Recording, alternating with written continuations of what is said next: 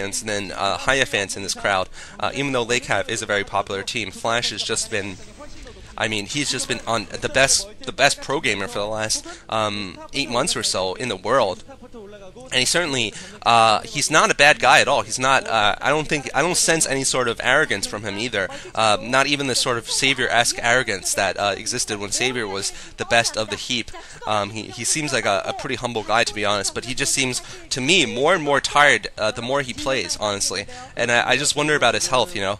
From someone who was pretty stressed when I was 15, you know, I did all sorts of stuff in school and sports and stuff, and you know, it's just, well, I know it's tough being 15, and I just wonder if does he even go to school? I mean, people ask that, but I don't know exactly the life of pro gamers. I wonder if does he live, he probably lives in the KTF dorms and probably has to practice as much as the team, so I just wonder what the mandatory education is in South Korea, whether he has to go to school for a certain number of years or doesn't. Flash, anyway, getting a 4th base very soon here. It looks like he's happy with the perimeter he set up and with this a little bit of pressure he's going to put up. Meanwhile, Hiya had 2 control towers going down, so he's going to be getting dropships pretty soon. And Flash now getting a little bit of position, sort of a half-contained, but once dropships come down, I'm not sure if this is going to be very successful for Flash, but I think he's doing the right thing here, keeping the pressure on Hiya and allowing himself to get that mineral-only expansion on the right side, sort of nullifying the advantage Hiya got from the beginning. Yeah, so going back to what I was saying, if anyone knows about the system for young pro gamers in Korea, definitely send a comment or a PM. I'm very interested to see, you know, whether these under 18 pro gamers can get away with just, you know, not going to school, like Flash seems to be doing, you know, playing StarCraft all days of the week, and certainly practicing a lot also. Anyway, so, or if there's some kind of homeschooling system, I don't know. 2 dropships coming out for Hiya, and Hiya is definitely going to be switching tech into the dropship stage. I don't see any Goliaths out for him yet, but I assume he's going to be getting them. And Flash, very cleverly, putting Goliaths in a circle around Hiya's base, so at least he'll be able to spot these drops as they come out. I'm sure he's gotten the comsat scan into the base, and he knows they're coming by now. Hiya's a little bit happy in turtling in here. That's an interesting play here. Perhaps he's not so confident about his ground play. He wants to get some sort of aerial superiority over Flash before moving out. And he certainly will have a dropship advantage. I don't think Flash even has his control tower down yet on his dropship, and this could turn out to be a game-winning advantage if he manages to get a couple of good drops off on Flash's forces or on his bases. Here he comes with the drop, and it's going to be very important for Flash to spot this and to react to this. Of course, on the flip side, if he can take down these dropships, it could be terrible for him. It looks like he has spotted it with his barracks at least. He's bringing forward some forces to intercept here. There's Goliaths around there to intercept. He's going to be focusing fire on these dropships. Is he going to get one? He gets one, and the dropship's down. Nice job by Flash, putting some pain on Hiya, and that's dropship was certainly full of units, and I don't know if he's going to risk another breakout from with these dropships, but certainly just 1 or 2 kills by Flash could change the game, could swing the game completely around if he manages to snipe off these dropships. It's kind of like when the Protoss goes for Reaver Sair in Protoss vs. Zerg. If the Zerg can snipe off that shuttle, it will basically change the course of the game, and it's similar here for Flash. Flash getting a scan off on those dropships. Nice anticipation by Flash. And I think that's a KTF coach looking quite happy there at Flash. It's just his just absolute great prediction of what the enemy is going to do.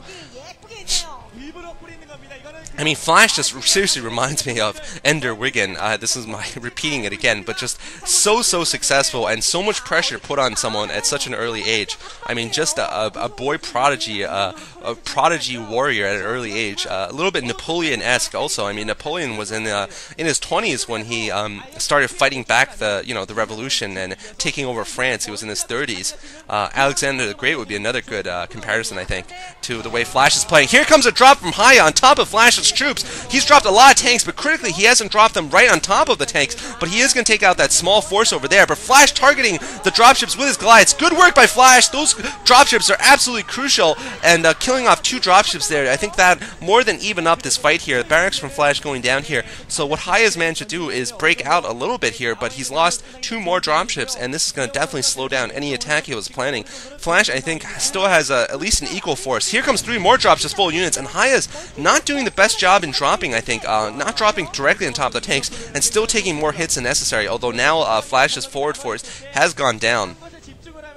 Flash with 1 dropship out now, and we'll see if he decides to go for a counter drop or if he just saves it to react to dropships.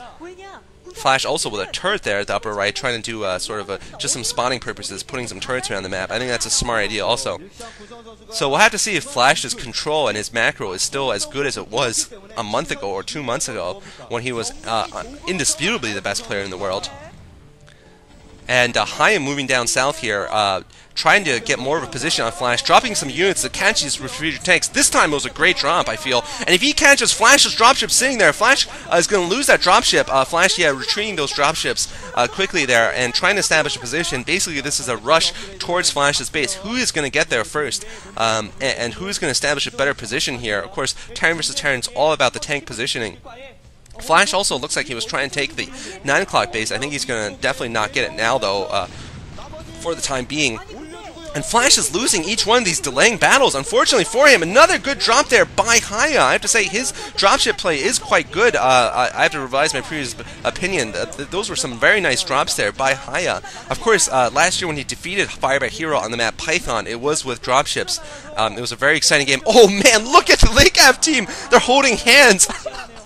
They're holding hands and praying for Hiya to pull off an upset against Flash, the great Flash, and looks like he's going to be attacking Flash's mineral only here. Hiya needs to do some damage though because Flash is expanded all around the map. I think Flash is trying to get an expansion at the 7 o'clock position, so he's getting his 4th base up, but Flash has gotten his 5th and 6th bases up on the left and right sides, and this is something Flash is always known for. A very superior macro. Even when he's losing battles, he's getting a better economy than the opponent, and Flash now has spotted the expansion, so he's going to shut down this expansion on the lower left, and this is going to be critical here if he shuts it down. Hiya needs to advance. Hiya's being too cautious against Flash. Perhaps he's just, Flash has instilled so much fear, and Flash taking advantage of the situation. There's Reach looking quite happy, and Flash has pushed off this attack, so I'd say Flash is supremely in the lead now. Now that he's pushed back this attack, he's definitely in the lead in this game, and Hiya looking quite intense there, looking like he's in a bit of trouble, and he knows he's in trouble here.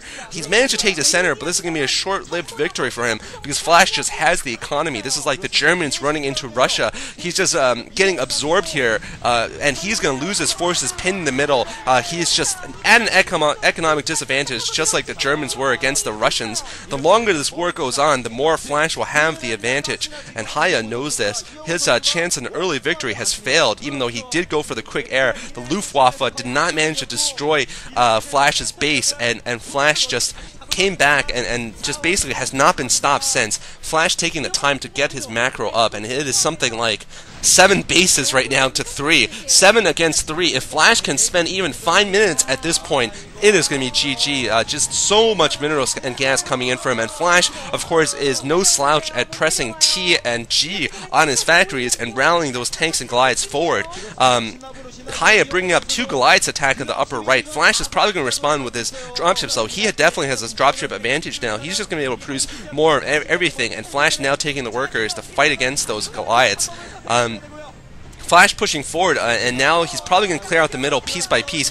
Hiya desperately dropping more forces, but I think this time the drop will fail. Flash with just a ton of forces coming out of those dropships, paratrooping their way down to victory here, and I think this is going to be GG for Hiya within minutes here. Really, Hiya is just going to have to be clinging on here. He needs an expansion desperately. It looks like he's trying to take a hidden one